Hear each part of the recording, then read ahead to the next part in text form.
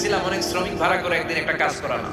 সব শ্রমিকের টাকা দিয়ে দিলাম। এক শ্রমিক টাকা না নিয়ে ভাগলপুর কই যে গেছে নিজেও জানি না, ওর টাকা আমার কাছে রয়ে গেল। এই শ্রমিককে আর টাকাটা বুঝাই দিতে পারি নাই। এই টাকা দিয়ে আমি কয়েকটা ছাগল কিনলাম। এই ছাগলগুলো বাচ্চা দিল, ওগুলো বাচ্চা দিল, ওগুলো বাচ্চা দিল, দিতে দিতে বিশাল ছাগলের ডেইরি ফার্ম করে ফেললাম তার ওই টাকা দিয়ে। 1 যুগ 12 বছর পরে সে এসে বলে আমার টাকা ফিরায় নাও। আমি বললাম এই যে ছাগলের ডেইরি ফার্ম পুরোটাই তোমার। সে বলে আতাস্তাহজিউ মিন্নি, আমার সাথে ঠাট্টা করো? আমি পাই সামান্য কয়টা টাকা, 1 যুগ আগে যে টাকা পাইতাম ওইটা দিলেই চলবে। আমি বললাম ও শ্রমিক, তোমার টাকা দিয়ে আমি ছাগল কিনে ব্যবসা করেছি, ছাগল বাচ্চা দিয়েছে, বাড়তে বাড়তে বাড়তে বাড়তে আজকের বিশাল এই ডেইরি ফার্ম। এই ডেইরি ফার্মের মালিক আমি নই, তুমি তুমি নিয়ে যাও। বলার সাথে সাথে শ্রমিক আনন্দে নাচতে নাচতে ডেইরি ফার্ম নিয়ে যায়।